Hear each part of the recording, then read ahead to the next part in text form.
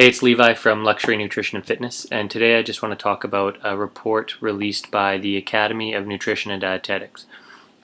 So this report was released on May 8th, 2015, and it's entitled Academy Comments RE, the DGAC Scientific Report. So if you weren't aware, earlier this year, in February 23rd of 2015, the USDA, United States Department of Agriculture, and the HHS, the United States Department of Health and Human Services, compiled a committee to look at all of the nutrition research, all the current nutrition research, to see where they could modify, change, or add, or take away when they give advice to the general public. So this committee was abbreviated into the DGAC, Dietary Guidelines Advisory Committee, and they put out the scientific report.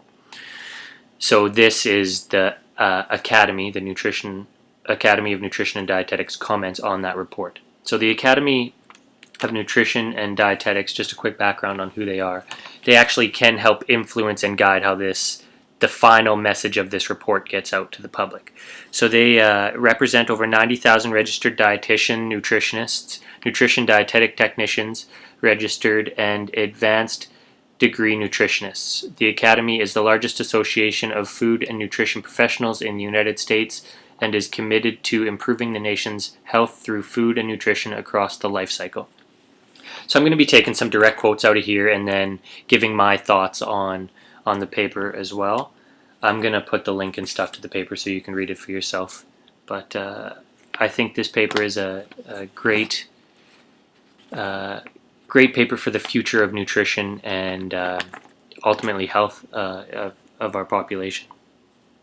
So to begin with, section 1 here, the DGAC fulfills the mandates of its charter. So the problem with nutrition or nutrition research, as you probably have seen in the media, is there's a lot of conflicting evidence. So one day eggs are good, one day eggs are bad. And this happens quite a bit. It's not. It initially happens in other disciplines as well, but since nutrition is a relatively new field of research, this is going to happen quite a bit until we really get some very sound evidence on what works and what doesn't. So, but two great things that this report points out is they're making the Academy. So I'll read a quote here. The Academy notes the usefulness of a new NEL, Nutrition Evidence Library, bias assessment tool to effectively evaluate the risk of bias in studies included in systemic reviews and endorses its use in the future. So they're trying to make a way. So systemic reviews are one of the best kind of research studies we can look at because it compiles a whole bunch of other research into one study. But at the same time, if the research that you're compiling has bias in it, so a food company endorsed it, or it's by the Dairy Commission, or it's by the Grain Commission, kind of like that, it may have some bias influence in it. It may not. Somebody has to pay for the research somehow. But what they're proposing to do is they're going to make a bias reduction. So the bias assessment tool, where they're going to have a committee to look at these systemic reviews to try to minimize the bias and get down to what the actual research found. So that's a very important thing in upcoming nutrition research. And this report also states that, like I was saying earlier, how some findings earlier may be flipped and turned positive or flipped and turned negative in future findings. And this is the same in every scientific domain, like I mentioned previously.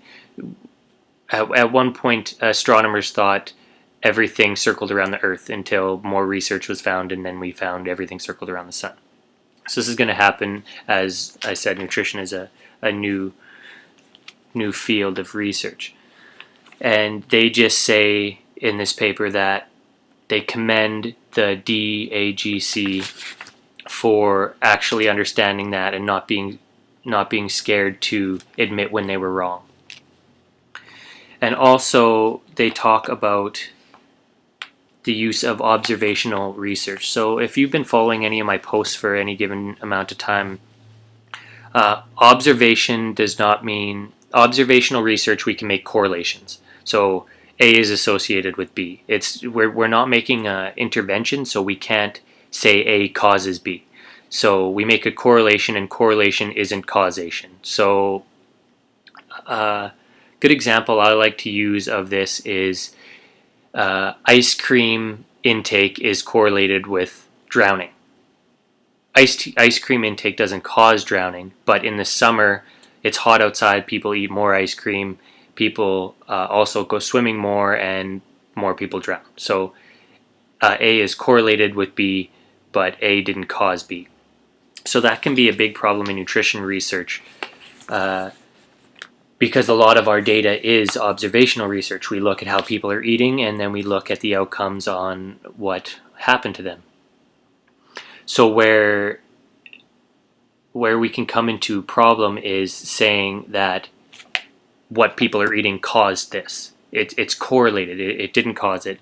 But the Academy addresses this in the paper, saying that although there are limitations to observational data, many of the specific criticisms leveled against NHANES, that's some of these big observational studies that the United States has commissioned, particularly that underreporting in dietary assessments undermines the validity of the data, and have been muted when the criticisms are analyzed in detail.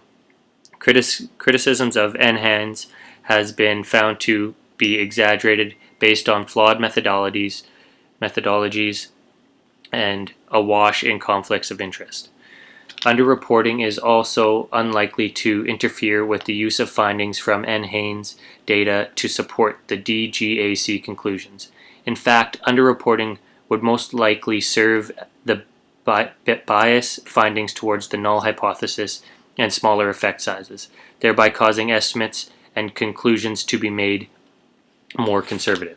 Okay, so that was a mouthful, but what that really means is when you test a theory, the null hypothesis says that there's no difference, and the alternate hypothesis is that there's a difference. So in nutrition research, we see a trend in the data that people want to underreport how much they eat. They don't want to be seen as a glutton or a pig, I guess. And what the Academy is saying is, if we're finding these associations and they're underreporting what they eat, then these associations will actually be stronger than if they were actually reporting the correct amounts that they eat, because we're finding these associations at a smaller sample or a smaller absolute value of intake. There's more I could say on that, but I think I'll skip over that. But just a quick summary, we do use observational data. It's not the gold standard, but it's what we have, and it can and will always get better. So the next section is dietary patterns, foods and nutrients, and health outcomes. So there's a quick section on red meat and protein consumption, and they talk about how people always demonize red meat and say it's unhealthy. The Academy says that they're not addressing the healthfulness of the red meat, but they do acknowledge that we do eat probably too much of it, not because it's the absolute red meat that's bad, but as a protein source we can diversify a little bit, and they just recommend that we should distribute out our protein intake through a greater share of recommended protein consumption should be met by seafood, legumes, and nuts. So not necessarily eliminate red meat but because it's bad, but cut back the red meat and introduce all these other nutrients or protein sources into our diet. That was section A there. So section B is limitations and conclusions about health and food groups and dietary patterns. So this is another flaw, I guess I would say, in nutrition research, and I actually came across this in my own research because I looked at dietary patterns in undergraduate students for my thesis, and it's hard to make a conclusion that the pattern is the cause, again because it's association, but also because a pattern is that it's a pattern of foods. It's not this food causes this. So when I'll take a quote out of here. It is also noteworthy that not a single study included in the review for cardiovascular disease is reported to have identified saturated fat as having an unfavorable association with cardiovascular disease, which is discussed in detail in section VB below. So I'll discuss that more too when we get to that section. But it's talking about how we can't take the Mediterranean diet and the standard American diet, say that the Mediterranean diet has a low intake of saturated fat and the standard American diet has a high intake of saturated fat, so that means that saturated fat causes this. The pattern is made up of so many more variables that we can't isolate that one.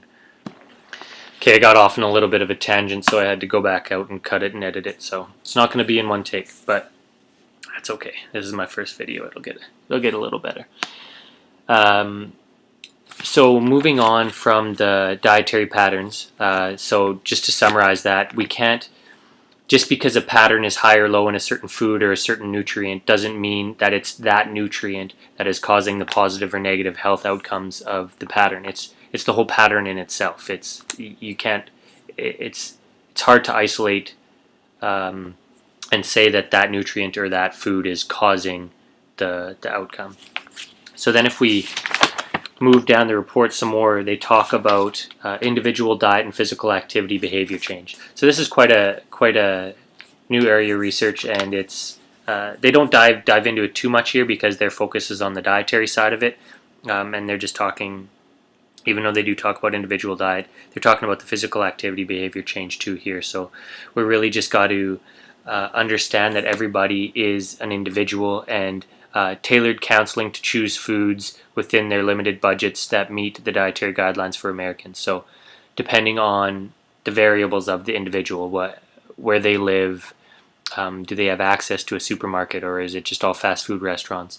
Do they have enough money to go to a dietitian, or their education status? Are they educated enough to know what's good and what's bad? So we really just got to start to tailor our advice to the individual. Yes, it's nice to get a broad statement out to the population, and we need those, but at the same time we need to focus in. After that broad statement, we need to realize there are exceptions and go down and really narrow in.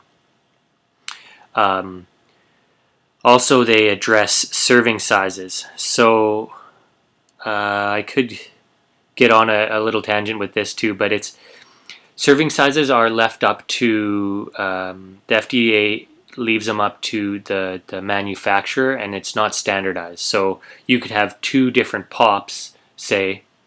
I don't have pop to give you an example, but you could have two different pops that would have two different serving sizes. So a 2-liter pop maybe would have a serving size of 250 milliliters would be one serving size, where you could get the little 351 milliliter bottles of pop, where a serving size would be 351 milliliters. So there's another 101 milliliters serving size difference there, where as a consumer you would say, oh, it's one serving, and just drink it either way. If you want to say, oh, I'm going to have one serving of the 2-liter or one serving of the whole bottle, but really you're getting different intakes of the beverage. So what they're saying is a more standardized approach would be recommended, which I 100% agree with there.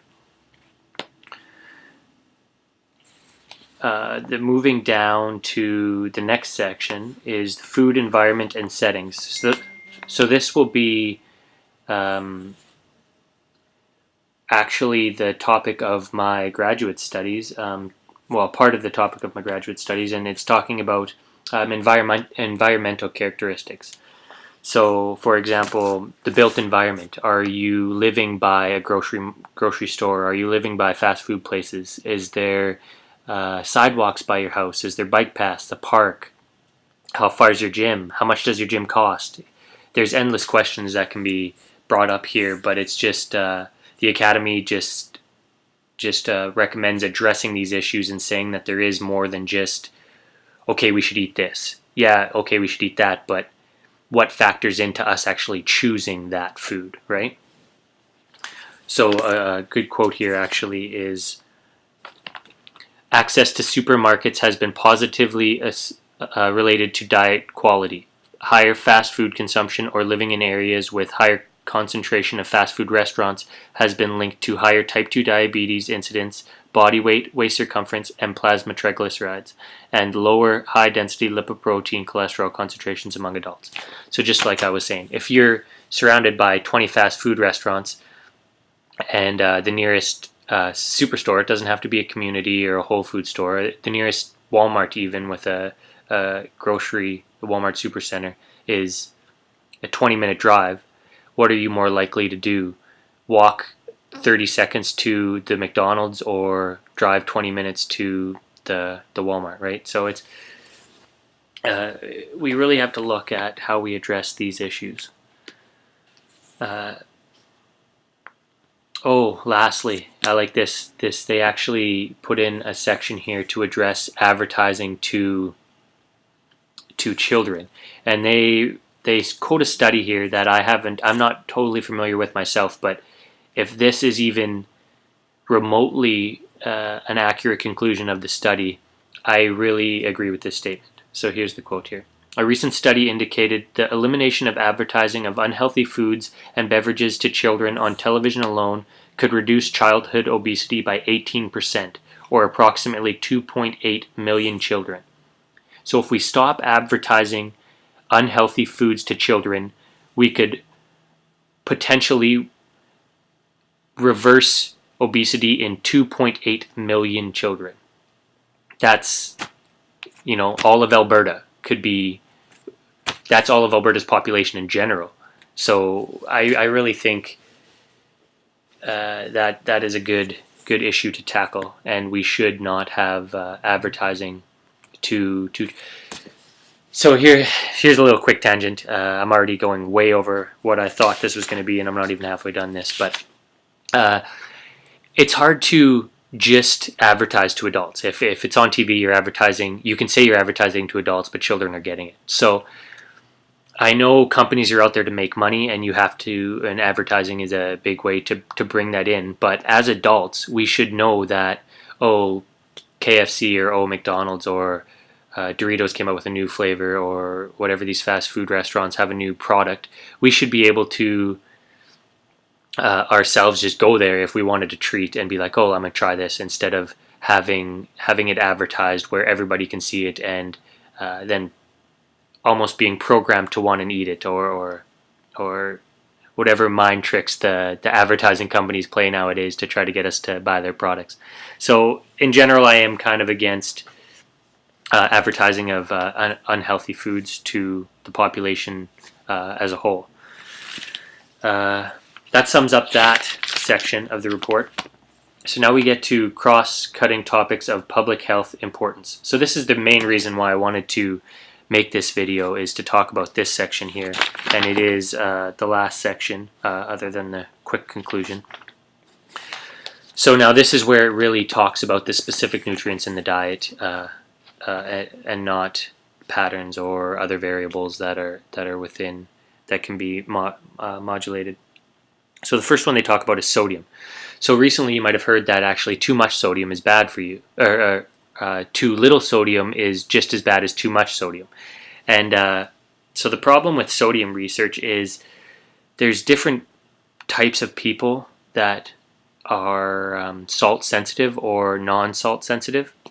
So if you're salt sensitive or sodium sensitive, a reduction in sodium could actually help your health outcomes.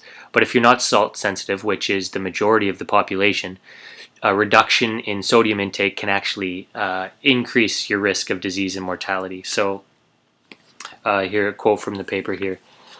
There is a distinct and growing lack of scientific consensus on making a single sodium consumption recommendation for all Americans, owing to a growing body of research suggesting that the low sodium intake levels recommended by the DGAC are actually associated with increased mortality for healthy individuals. So that's what I was saying. If you are sensitive to salt or sodium, a reduction is probably a good thing. But if you're not, sodium is such an important nutrient in our diet that a reduction to the levels that are recommended right now by the government can actually cause you harm. And the recommended level right now is 2,300 milligrams a day of sodium, where a lot of research is showing that the optimal level of intake, so that's the maximum they want you to take in, is 2,300 milligrams, where a lot of research is showing, and they quote here that studies have shown a U or a J-shaped curve where too little, if you think of a U or a J, too little is a bad thing and too much is a bad thing, so there's that sweet spot in the middle. So a lot of the research is showing the sweet spot being anywhere from 2,600 to 5,000, or 3,000 to 5,000, or 3,000 to 3,400. So that's from 3 different studies, 3 different conclusions, and all of those conclusions of the optimal level of sodium intake is higher than the maximal level recommended by the government. So we really need to rethink our recommendation on our sodium intake, and that's what the Academy is urging the USDA and HHS to do, essentially, in this paper. So to conclude on the sodium before we move on to saturated fat, the Academy says the DGAC's recognition that those who might benefit cannot be identified. The DGAC's recognition that those who might benefit cannot be identified. I was saying that some people are salt sensitive and they would benefit, but it's hard to tell who would benefit from this.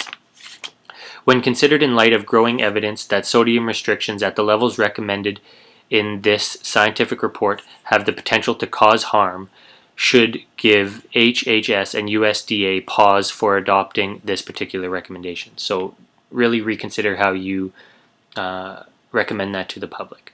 You could easily just make a caveat saying that for people that are known to be salt sensitive, they shouldn't go above 2,300. For the rest of the general population, you should actually have more than that to have optimal health. Okay, moving on. Saturated fat. So this one is, I guess, near and dear to me. I'm a big proponent of saturated fat, and I really think it's an amazing nutrient.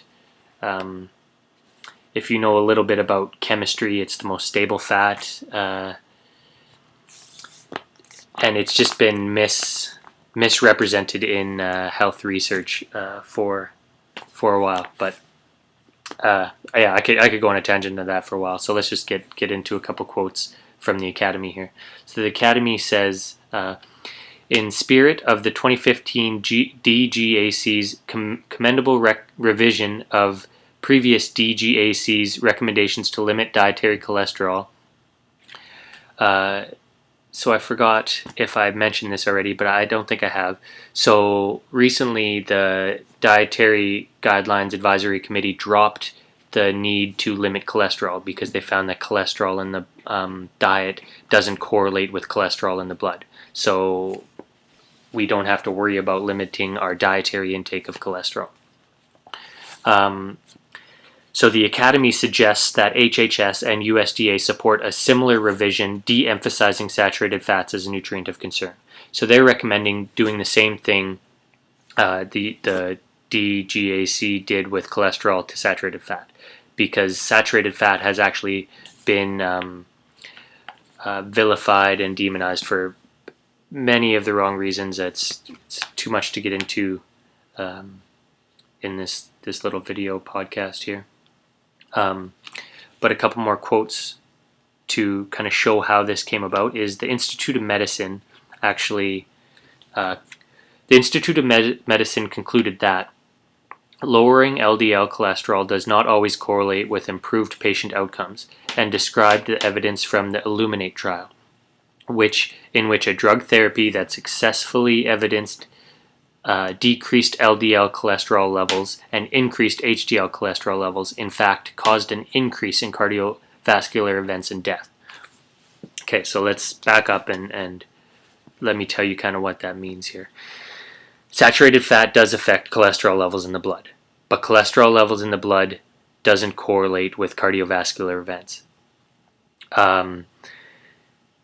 The LDL typically thought as bad cholesterol and HDL typically thought as good cholesterol. There's actually subparticles of those. There's LDL-A, LDL-B, different types of HDL cholesterol, and some of those subtypes are more correlated with the negative outcomes and not necessarily the LDL as a whole or the HDL as a whole. And as this Illuminate trial showed, that they decreased the LDL, so the bad cholesterol, they increased the HDL, the good cholesterol, and there was more cardiovascular and death. So right there, that result is counterintuitive to what the medical profession and health professionals has been telling us for a while. But the new research now coming out is showing that old research, it wasn't necessarily based on the greatest methodologies and came to somewhat faulty conclusions. Actually, to get a better understanding on this, The Great Cholesterol Myth by Dr. Johnny Bowden, a holistic nutritionist, and Stephen Sinatra, integrative cardiologist. It's a great read. It kind of tells you why cholesterol really isn't anything to worry about, why saturated fat isn't really anything to worry about, how they once thought that they were bad and why and stuff, and how the new research coming out is showing that it's actually not bad and shouldn't be much of a concern. So another quote here in the saturated fat section. The scientific report discusses the prominent meta-analysis that have consistently found no relationship between saturated fat intake and risk for cardiovascular disease, but the interpretation of these findings is obfuscated in the report by the inclusion of assumptions about unspecified replacement of nutrients. So the scientific report included a meta-analysis saying that saturated fat doesn't cause heart disease, but they still, due to methodological flaws, concluded that saturated fat could cause harm, when in fact the results showed that it didn't. So then again, that's why we need to really be more strict with how we interpret this data, look at the methodology, look at how it was collected, etc., and then really be critical of the conclusions. So lastly, in the saturated fat section here, they're big bold letters. This is only one of two things bolded in this whole paper. And the first thing was just talking about how we need to draft strong evidence-based scientific reports, which I just mentioned. So the second thing bolded here.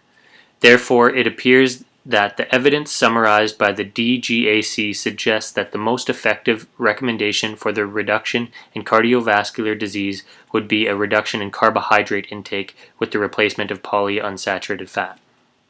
So what this statement is saying is, well, decrease your carb. But how did they get to this conclusion?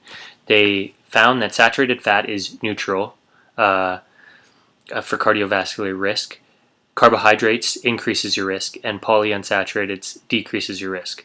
So to balance the diet, we don't have to worry about taking saturated fat down because it's just a neutral nutrient.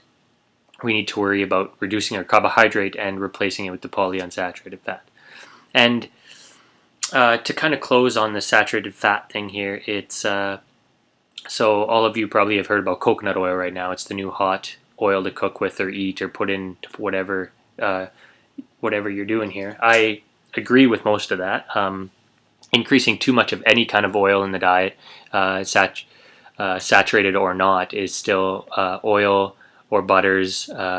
They are fat. They are caloric, even though I'm not a huge calorie guy anyway, but there can be too much of a good thing, I guess is what I'm trying to say. And so coconut oil itself is 100% saturated fat, pretty much. If you look on the back, I think it's 96 and above percent saturated fat if you actually look at the nutritional breakdown on that has been carried out in the lab. So yes, to close, saturated fat, good, or at least not bad. And lastly here, they have a little section about added sugar.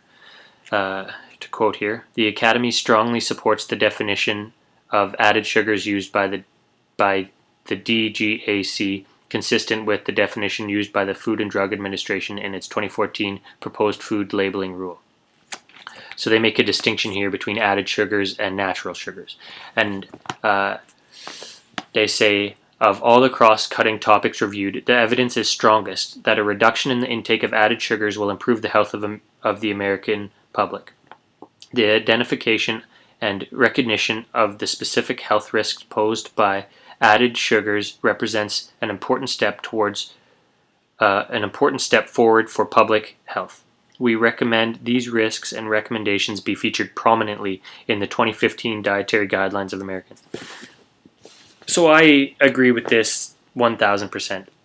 I know there's still a few nutrition camps there that say added sugar isn't bad or whatever, but I don't necessarily think sugar is bad, but added sugar we don't. It's a necessity. It's not a necessity that we need, or it's not a nutrient that we need. We can get all our sugars from naturally occurring sugars in dairy products or in fruits or in complex carbohydrates, but the refined carbohydrates and the added sugars we really could do without. That comes to the conclusion of the paper. Like I said, I'm going to have the link to the paper itself in the description so you can go take a look at it yourself. I tried to give you my thoughts on some of the main points that I found that jumped out at me.